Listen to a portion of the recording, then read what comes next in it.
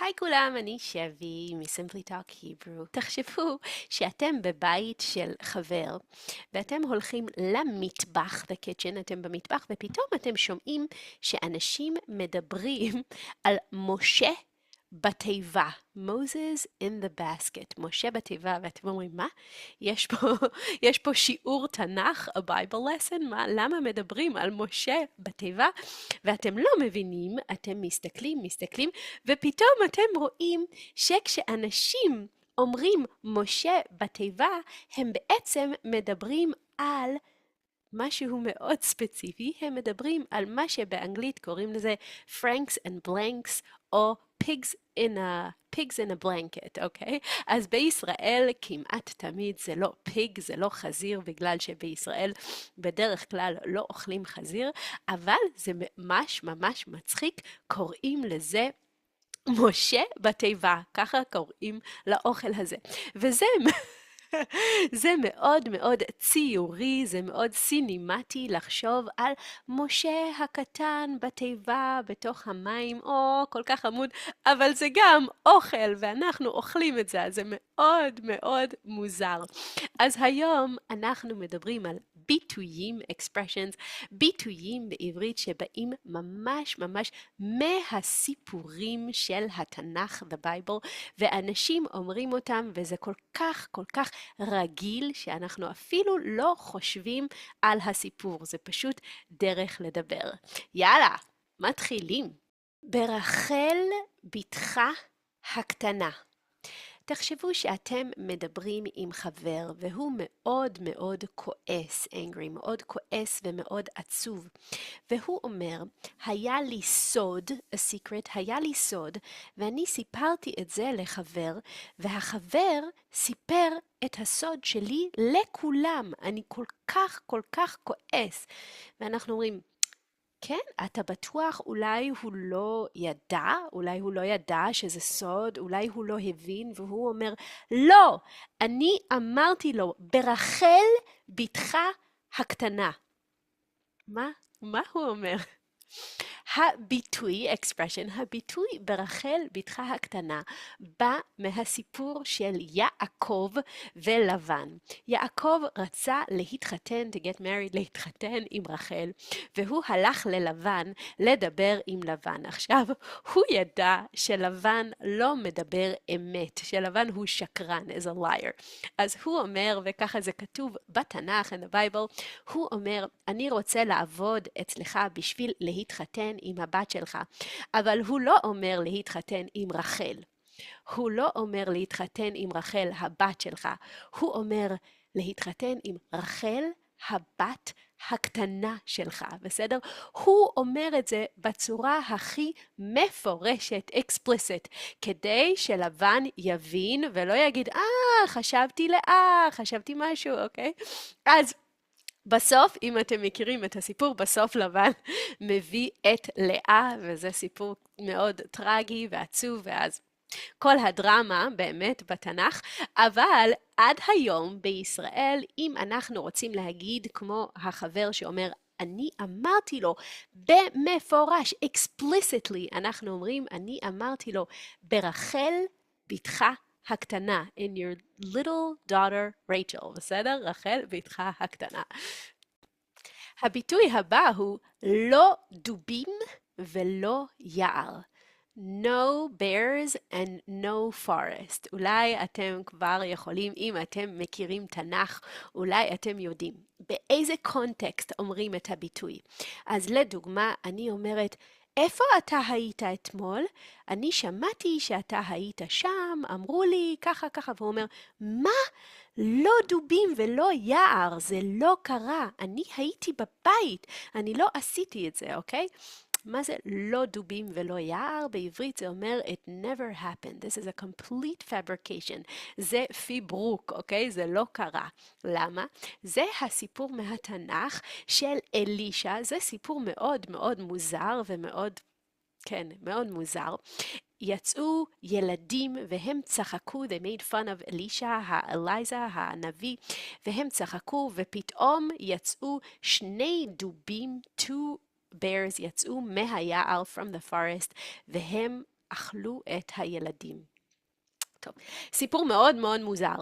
בתלמוד, החכמים, the sages, הם אומרים, לא היה שם לא דובים ולא יער, הכל היה נס, it was a miracle. בעצם לא היה שם יער, לא היה דובים, הכל היה נס. אז הביטוי, expression הזה, לא דובים ולא יער, עד היום בישראל אנחנו אומרים על משהו שלא קרה. אם אני אומרת משהו, לא, זה לא נכון, זה ממש ממש ממש לא נכון, אני יכולה להגיד לא דובים ולא יער, זה לא נכון. שיכור קלות. אוקיי, זה משהו שהוא קצת מובן, לא צריך ממש להסביר. שיכור זה drunk, ואם אנחנו רוצים להגיד he's extremely מאוד מאוד מאוד מאוד מאוד שיכור, אני יכולה להגיד הוא היה שיכור קלות. drunk as lot, בסדר? אחרי... יש את הסיפור בתנ"ך אחרי סדום ועמורה, שגם זה בטח ביטוי expression גם באנגלית וגם בעברית, אבל אחרי שהיה בסדום, לוט שתה הרבה יין, וזה סיפור שהוא השתכר, he got drunk. אז בעברית אנשים יכולים להגיד הוא שיכור קלות, מאוד מאוד שיכור. אותו דבר יש לנו גם עשיר כקורח, rich as קורח, וזה אומר מישהו שהוא עשיר rich מאוד מאוד מאוד מאוד. למה? קורח זה מי שהיה במדבר, in the desert, הוא אמר שמשה, משה הוא לא באמת נביא, וכולם צריכים להיות, לא רק אדם אחד, לא רק אהרון, לא רק משה. למה הוא עשיר? זה לא במסורת, tradition, זה לא בתנ"ך, זה אצלנו במסורת בתלמוד, יש סיפורים על קורח שהוא היה מאוד מאוד מאוד עשיר, ועד היום בישראל, אם אנחנו רוצים לדבר על מישהו שהוא ממש ממש ממש עשיר, אנחנו אומרים, וואו, הוא עשיר כקורח. גם עשיר כקורח וגם שיכור קלות באים מיידיש. קודם הם היו הרבה שנים ביידיש, ואז הם באו מיידיש לעברית. יש עוד משהו שהוא אומרים אותו הרבה מאוד בישראל, וזה אות קין. אולי פה גם אם אתם מכירים את הסיפור, אתם יכולים כבר להבין מה זה אות קין. אות קין זה האות, the symbol, האות, the sign שהיה לקין, אחרי שהוא הרג את הבל. כל הזמן יש לו אות בכל מקום שהוא הולך, כולם יודעים שהוא הרג את הבל ושהוא מקולל, he's cursed. אז גם היום בישראל כשיש מישהו שעושה משהו ממש ממש ממש רע וכולם יודעים, וזה משהו שבאמת חשוב שכולם ידעו, אנחנו יכולים להגיד יש לו אות קין, אוקיי? זה אומר שעד סוף החיים שלו אנחנו נזכור שהוא האדם שעשה את כל הדברים האלו. זה אות קין. אנחנו משתמשים גם בביטוי מאוד מאוד חמוד שאני מאוד אוהבת, שזה סיפור מההפטרה. אני אוהבת ללמד את זה בדרך כלל בכיתה. כשיש לנו משהו שאנחנו רוצים להגיד, וואו, זה היה סיפור, what a story, אוקיי? אז אנחנו יכולים להגיד, סיפור ארוך, אוקיי? long story. אז אני אומרת, מה קרה? סיפור ארוך, את לא רוצה לדעת, סיפור ארוך. אם זה ממש ממש סיפור ארוך, עם הרבה דברים והרבה רעיונות והרבה דברים, כל מיני פרטים ואינפורמציה, אנחנו יכולים להגיד בעברית, זה סיפור מההפטרה. סיפור מההפטרה. מה זה סיפור מההפטרה?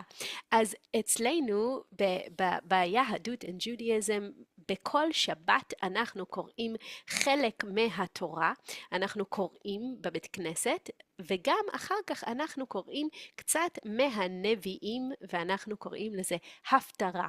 ובדרך כלל זה סיפורים מאוד מעניינים, והוא עשה את זה, והוא עשה את זה, סיפורים מעניינים. אז עד היום בישראל, אם מישהו רוצה להגיד סיפור עם הרבה דרמה והרבה דברים, הוא אומר, זה סיפור מההפטרה. הפטרה זה החלק של הנביא שאנחנו קוראים בשבת, אוקיי? אז חמוד. הסיפור מההפטרה זה סיפור מאוד מאוד גדול עם הרבה דרמה כמו הסיפורים של הפרופטס, של הנביאים. חמוד, נכון? ביטוי נוסף הוא אחריי המבול, after me the flood, אוקיי? זה דווקא לא ביטוי שבא מעברית, זה בא מצרפתית פרנץ', אבל אנחנו אומרים את זה בעברית, זה לא בדיוק קשור לסיפורים של התנ"ך, אבל זה אומר לא אכפת לי, I don't care, לא אכפת לי מה יקרה, אני עושה ככה וככה וככה וככה, אחריי המבול, אוקיי? After me could be a flood, I don't care, בסדר? אין לי, אני לא לוקח אחריות, I don't take responsibility, אני לא לוקח אחריות על מה שקורה פה. זה גם ביטוי שהוא קצת כמו מהתנ"ך, אבל לא בדיוק.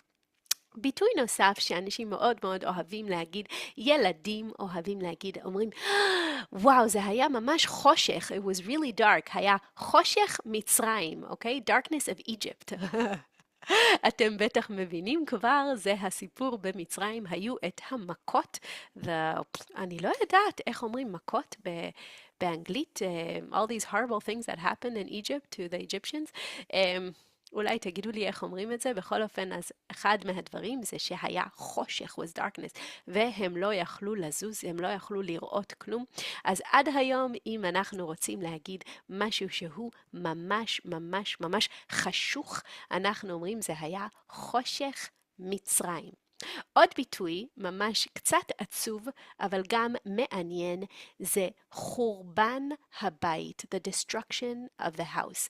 בדרך כלל אנחנו מדברים על the destruction of the temple, חורבן של בית המקדש. אבל עד היום בישראל ובעברית אנחנו משתמשים במילה חורבן הבית לדבר על הרבה דברים מאוד מאוד קשים. לא רק ממש ממש בית המקדש. קודם כל, גם אם יש בתוך המשפחה, בסדר, אם יש איש ואישה והם לא יכולים לגור ביחד, הם מתגרשים, they get divorced, אנחנו קוראים לזה חורבן הבית. It's the destruction of the home. בסדר? אבל זה בא מה-destruction of the temple, בסדר? וגם פה עכשיו במצב בישראל, בגלל שיש כל כך הרבה בעיות בישראל, אפילו שזה לא בית, טמפל, אין טמפל, אבל הרבה אנשים גם קוראים לזה חורבן הבית, אוקיי? It's the destruction of the house. אז זה גם משהו שמגיע מהסיפור של בית המקדש of the temple. עד היום אנחנו משתמשים באותם מילים. ביטוי אחד חמוד שאפשר ממש ממש להבין זה להתחיל מבראשית. בראשית זה ג'נסיס, אוקיי? אז לפעמים אם אנחנו אומרים שצריך להתחיל מההתחלה, אנחנו אומרים רגע. בוא נתחיל מבראשית, אוקיי? זה גם ביטוי שאומר להתחיל מההתחלה וזה ממש מהסיפור של ג'נסיס, מבראשית. אני דיברתי עם חבר ממש טוב שלי שקוראים לו אפרים, ואולי הוא יבוא לפודקאסט קצת לדבר על עברית, כי הוא ממש יודע טוב עברית. ואני שאלתי אותו אם יש לו רעיונות, אז חלק מהדברים כמו חורבן הבית, חושך מצרים, להתחיל מבראשית, זה הוא אמר לי, כי אני לא חשבתי על כל כך הרבה ביטויים, והוא מצרפת, מפריז, והוא אמר שגם בצרפתית in French יש הרבה ביטויים, וזה מעניין שהם לא ביטויים בעברית. אז לדוגמה, בצרפתית אומרים vieux comme מתושלם, ישן כמו מתושלח, אוקיי? כי מתושלח היה מאוד מאוד מאוד מאוד זקן, very old. וגם הוא אמר שבצרפתית אם מישהו מתלונן, complains הרבה מאוד, אומרים שהוא ג'רמיאד. אני לא יודעת אם אני אומרת את זה נכון, אבל ככה הוא אמר שהוא מתלונן, he complains, כמו ג'רמיה, כמו ירמיהו. אז זהו, זה היום. אני חושבת שיש כנראה יותר ביטויים שאני לא חשבתי עליהם. אולי בפעם הבאה אני אביא עוד קצת ביטויים, אבל זה מה שעלה בי עכשיו. מקווה שזה היה מעניין, קצת תנ"ך, קצת ישראל, קצת תרבות, קצת עברית. שיהיה לכם לכולם יום טוב וחיים טובים, ואנחנו נתראה בפודקאסט הבא. ביי ביי.